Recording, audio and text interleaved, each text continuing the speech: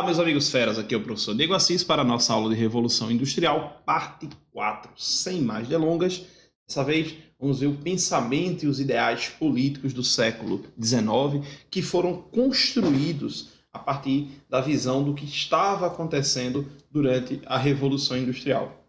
Então, a Revolução Industrial, ela criou um problema. Ela criou o problema da exploração da mão de obra. A gente vai falar ainda do progresso, calma lá. Esses são importantes, obviamente. Mas criando então esse problema, a Revolução Industrial, é necessário então agora analisar o que os grandes pensadores da época falaram acerca da própria Revolução Industrial ou do pensamento econômico e político desse período. Nós vamos trabalhar aqui com um cara que ele é controverso, é o Thomas Malthus. Por quê? Via de regra, Thomas Malthus ele é um fisiocrata. E o que é a fisiocracia, Diego? O pensamento fisiocrata é justamente o pensamento de indivíduos que acreditam que a verdadeira riqueza vem da natureza. Então, a origem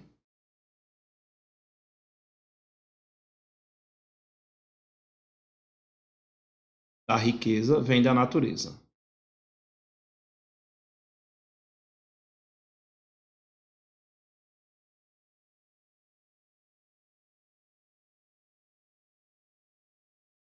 Diego, por que que eles falam isso? Pensa assim, o que deixa um indivíduo rico? Quando eu vou lá para a Idade Média, o nobre ficava parado esperando aparecer uma guerra ou ter uma filha para casar ou arrumar a filha de um outro nobre para casar e unir as terras da família, aquela coisa toda. Isso deixaria o nobre rico, mas no pensamento da economia nova, né, a economia burguesa, o que deixa o indivíduo rico? A natureza. Se eu tenho de onde tirar minha fonte de riqueza, a comida, a matéria-prima, eu sou rico. Só que depois vão dizer que não. Esses indivíduos, eles são chamados de capitalistas primitivos. Então aqui eu tenho o capitalismo primitivo. Porém, todavia, entretanto, existe uma prova, a da SpaceX, que diz que não. Assim como o Adam Smith, que é o pai do liberalismo econômico, o David Ricardo, o Thomas Malthus, desculpa, ele também se encaixa dentro do liberalismo clássico, ou capitalismo clássico. Bem, você tem que saber, então, para que prova você está fazendo. Via de regra, fisiocrata, Thomas Malthus. Se for prova da SpaceX, aí esse cara, ele também é liberal clássico. Ele tem um livro chamado Ensaio sobre o Princípio da População, que é de 1798, e ele determina nesse livro que a fome e a miserabilidade é uma questão natural. E aí ele vem para a nossa tabela clássica. Ela está um pouquinho errada, pessoal. Essa linha azul aí está até certa. O problema é a linha vermelha, que ela deveria ser assim, ó. Mais ou menos assim. Só que considera que isso aqui seja uma linha de uma progressão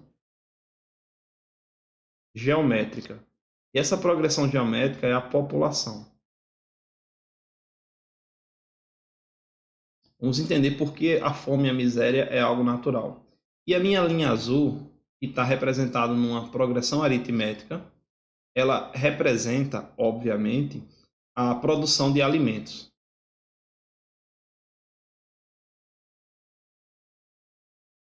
De maneira que vocês estão percebendo que em um determinado momento, a produção de alimentos e a produção e o aumento populacional, elas vão entrar em crise. Então a crise é justamente quando tem mais gente do que comida. E ele fala que naturalmente vai acontecer mortes. A morte começa a partir daqui. Isso pode ser uma guerra, isso pode ser uma epidemia, isso pode ser qualquer coisa. E faça com que a população diminua, a ponto que vai chegar em estagnar numa parte natural. Então, a partir daqui, a população está morrendo, morrendo, morrendo, e aí de novo vem o crescimento.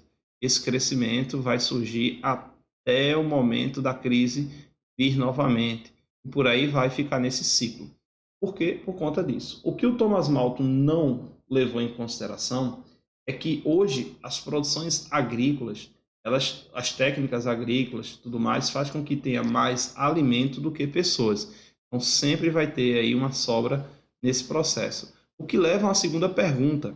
Por que é então que se tem mais comida do que gente no mundo? Tem pessoas que ainda morrem por necessidades alimentares. Aí a forma como a renda ela está sendo distribuída no mundo.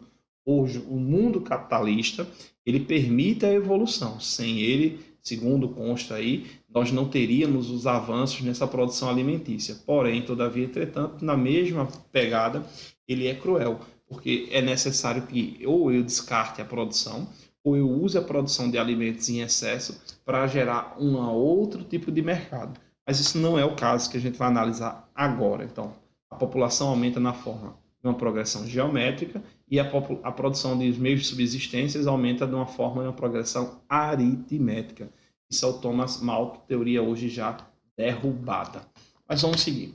Adam Smith é o mais importante aqui da nossa tabelinha de hoje. Ele escreveu o livro A Riqueza das Nações. Ele é o pai do liberalismo clássico. Então aqui, pai do liberalismo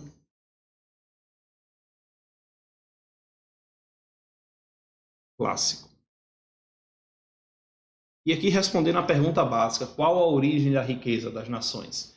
Ele diz que a origem da riqueza está no trabalho. Quando você tiver só a terra, só a jazida de ouro, você não é rico.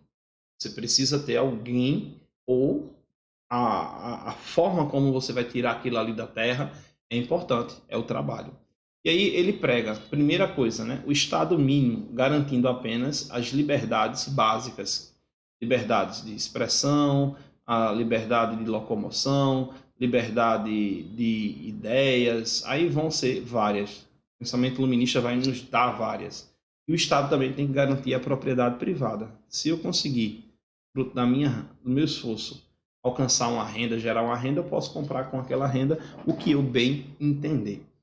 De maneira que entra aqui a segunda grande ideia, que é o livre mercado. O mercado ele é livre para se autorregular. Como é que ele faz isso? Através de um princípio, que é o princípio da mão invisível do mercado. Como é que eu posso confiar que o dono da padaria ele vai cobrar o preço justo pela produção de pão? O Estado não pode dizer ao dono da padaria quanto ele vai cobrar para mim. O Estado não pode dizer que eu tenho que comprar na padaria da esquina. Se eu quiser ir para o outro lado da cidade para comprar pão, é uma questão minha. Eu sou livre e o Estado não pode me obrigar a comprar pão onde eu não quero. Essa seria a ideia. E aí, como é que o Estado então se autorregula? Lembra da pergunta inicial? Como é que eu sei que o cara que vende pão aqui na padaria ele não está usando o preço abusivo? Aí vem a lei da oferta e da procura, que é a autorregulação do mercado. Veja só, pode ter duas padarias, uma do lado da outra, duas farmácias, dois pet shops, isso pouco importa. O pet shop, a farmácia, a padaria só vão continuar abertos se tiver gente para consumir. E as pessoas só vão gastar o seu dinheiro em locais e com serviços que eles acreditem que vale a pena a prestação desse serviço ou do produto mediante aquele valor. Então, tudo tem gira em torno da lei da demanda, que é a procura, e da oferta, que é o produto. Se a demanda, que é a procura, estiver muito alta, tem muita gente querendo um produto, e esse produto, que é a oferta dele, está em baixa, seja porque está no entre safra, ou é o período em que todo mundo vai buscar a uva de Páscoa durante a Páscoa, presente de Natal durante o Natal, presente Dia das Mães durante o período de véspera dos Dias das Mães, Dia dos Namorados, antes do Dia dos Namorados. Enfim, são vários aqui os exemplos que eu posso pegar. Início de ano, material escolar. O que é que vai acontecer com o valor desse produto? Então, o valor ele vai naturalmente subir. Estou falando em reais, tá bom? Só que passou um período aí, a procura diminuiu. Tem menos gente querendo aquele produto, mas eu tenho agora muito produto encalhado, comparado com o problema da demanda, que é a procura.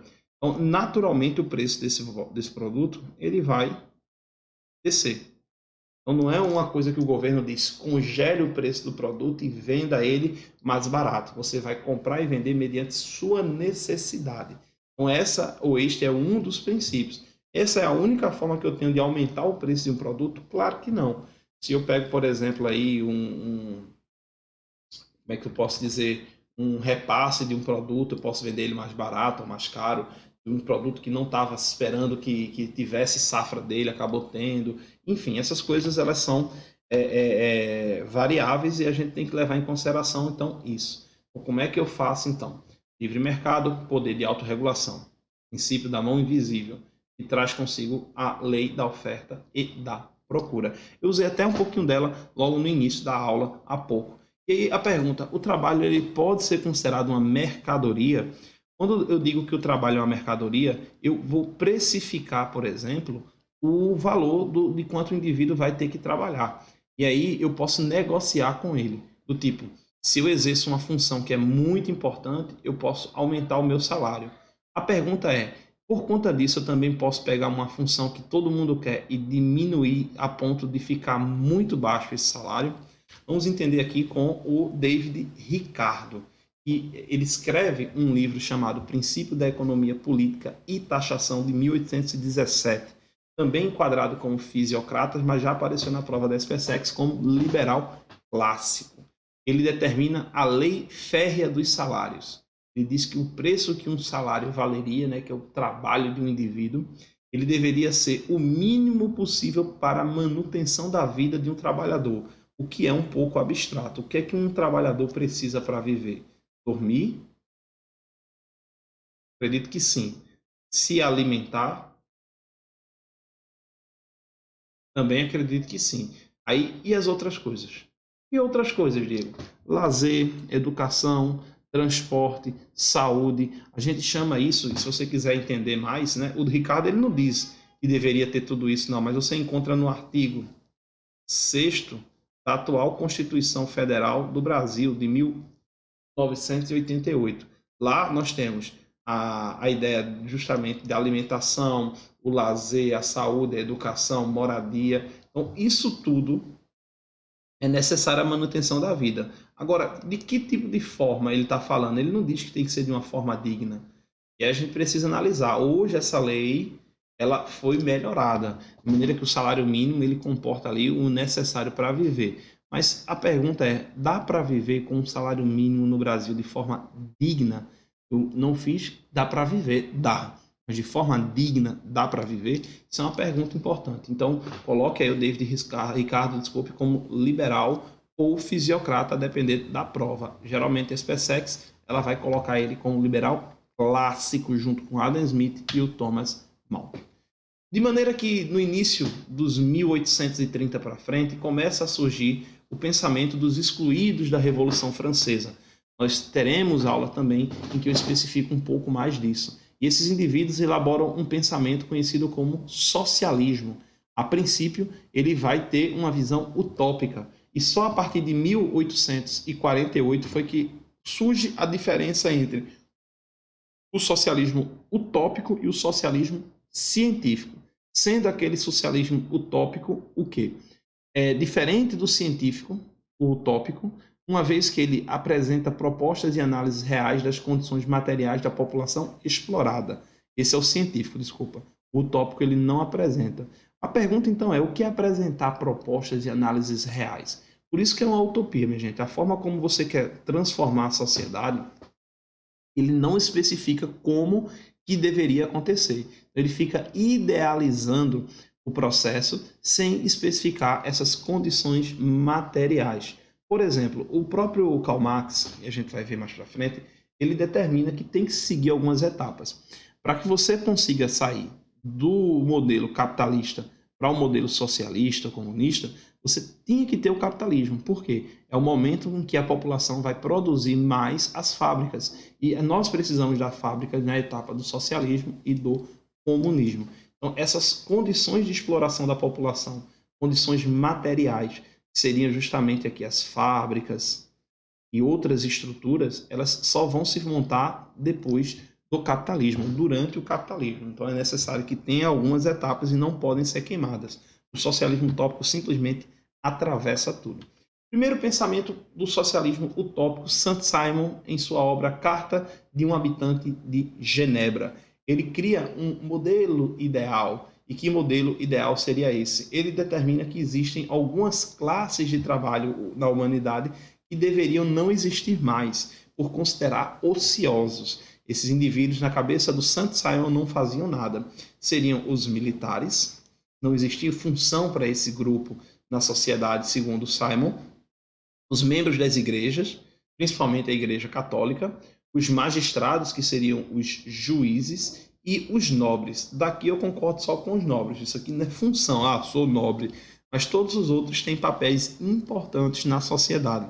Então, o que é que o Simon criou aí? O modelo ideal: não tem que existir militar, membro de religião, juízes ou nobres. Tá? Essa é a visão dele.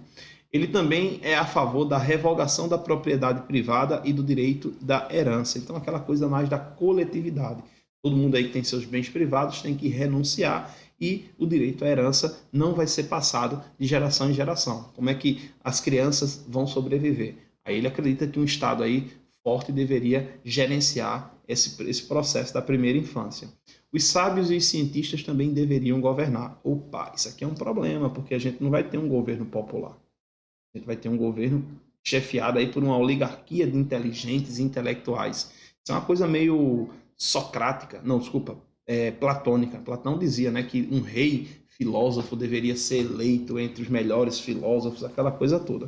O mais importante aqui talvez seja essa ideia do que é ocioso para o Simon. Vamos para o nosso segundo estudo do socialismo utópico, o Charles Fourier.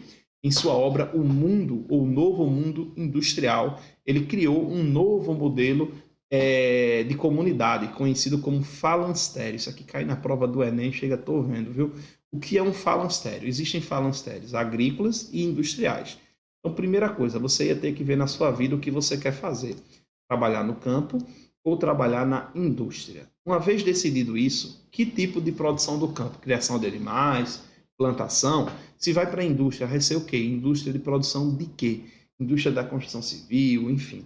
E você chegando no seu falanstério de, sei lá, criação de animais, você ia trabalhar nesse falanstério produzindo o que aquele animal vai lhe dar. Se fosse criação de vaca para corte, abatendo o boi, se fosse criação de vaca para o comércio leiteiro, você ia extrair o leite e cuidar de todas as etapas. Quando você tivesse expert nisso, você ia abrir seu próprio falanstéreozinho de vaquinhas ou de bois. Isso daí é uma ideia. E o que é que se faz nesse falanstério? Quanto é que se ganha nesse falanstério? Aí é que tá.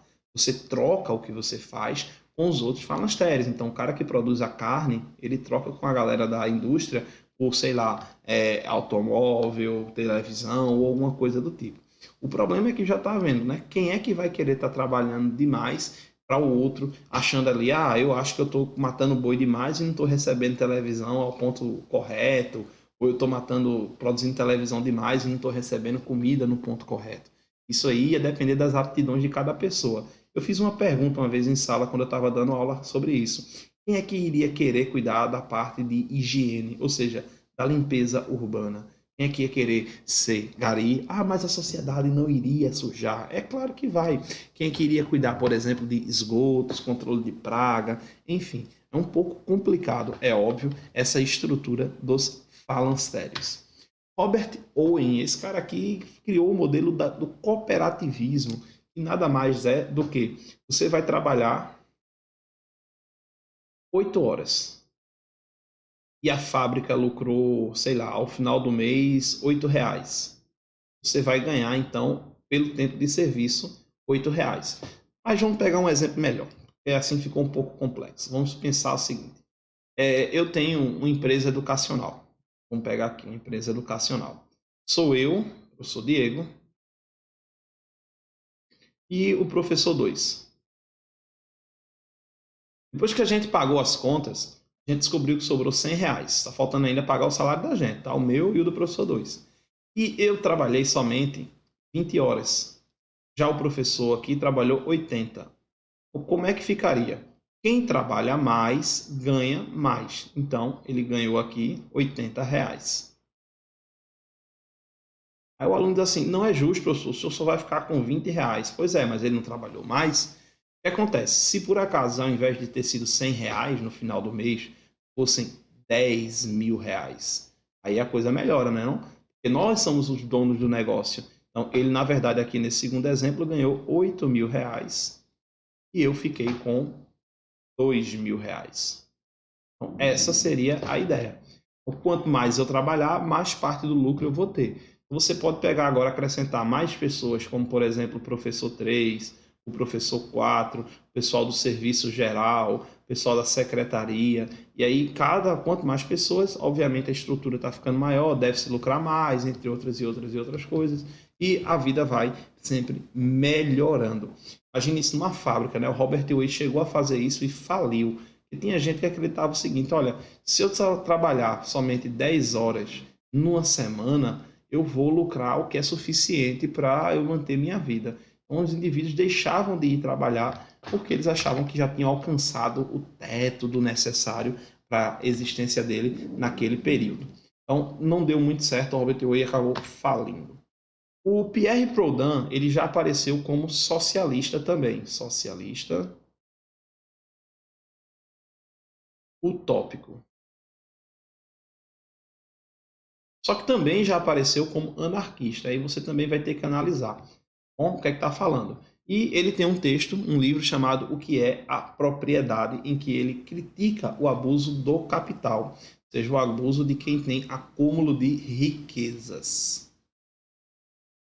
Quem acumula riqueza está extorquindo do trabalhador. Ele acredita que a sociedade deveria não ter classes entre os donos dos meios de poder, os donos dos meios de produção e o empregador da força de trabalho. De maneira que ele diz que ela deveria se livrar da burguesia, os exploradores da força de trabalho. De maneira que também ele é a favor de um socialismo libertário, e é por isso que colocam ele às vezes como socialista utópico, com ausência de autoridades. Aí entra o conceito de anarquismo, quando não existe estrutura de poder ou de autoridade. Não vai ter o Estado, não vai ter um chefe, não vai ter propriedade privada, qualquer tipo de poder de mando. Não vai ter o professor dizendo que o aluno tem que estudar. O professor, se existir a figura, ele vai só orientar o estudo do aluno, mas sempre os alunos construindo o conhecimento entre eles. Também não vai existir outros tipos de estrutura. Então, essa é a visão do anarquismo, a ausência de poder. Eu botei aqui a ausência de autoridade, mas você pode também botar a ausência de poder ou de estruturas de poder. Vai ter o policial dizendo que você tem que fazer e tudo mais. Acaba gerando isso. E aí o Mikhail Bakunin, que ele também entra na ideia do anarquismo, só que um anarquismo muito mais revolucionário, né? Ele acredita que você poderia usar a força, seria a revolução para transformar uma ação direta e implantar o anarquismo. O nome disso é violência, galera. Não pode existir violência. Só os ultra-anarquistas que usam lá aquele símbolo, que é o A de cabeça para baixo, para determinar aí suas práticas, né? Mas aí fica a critério de você entender. O uso da força para promover a implantação do anarquismo, que é a ausência de poder. De maneira que surge em 1848 o Manifesto Comunista e, posteriormente, um dos livros mais importantes do Karl Marx e do Friedrich Engels, O Capital, em que eles irão justamente promover, através de um processo de dialética, seria aí a forma do Hegel, entender a realidade e a construção da sociedade, nós teríamos então o avanço da famosa luta de classes, o grande motor da história. Veja só, eu não vou me aprofundar em Marx e Hegel. Primeiro, se você está aqui por conta da SpaceX, essa aula aqui já basta, só o que você está vendo. Agora, se você está aqui por conta de, sei lá, outros assuntos, de outras provas de história, você pode fazer duas coisas. Voltar na nossa playlist e procurar a playlist Teoria da História e Materialismo Histórico. Eu explico tudo sobre esse processo da dialética e do modo de produção e do avanço dessas forças produtivas, chegando ao capitalismo, passando pelo socialismo e, posteriormente, o comunismo. Ou então você aguarda um pouquinho, porque até o final do ano de 2023, antes das grandes provas de Enem e de SSA, eu irei liberar todas as minhas aulas de filosofia, que estão gravadas em link fechado, só exclusivo para os meus alunos da Isolada. Posteriormente, eu irei disponibilizar essas aulas para todos vocês. Aí lá eu explico também o que é luta de classes, estrutura e superestrutura, que são características desse modelo. Para a gente poder ganhar tempo, a gente encerra então aqui essa nossa aula sobre o pensamento político. A próxima é a aula final da parte de Revolução Industrial. Podendo existir aulas complementares, eu coloco ali um extra para vocês. Desejo a todos bons estudos, espero que tenha sido a contento. Até a próxima. Curta e compartilhe nosso vídeo para dar aquela moral ao canal.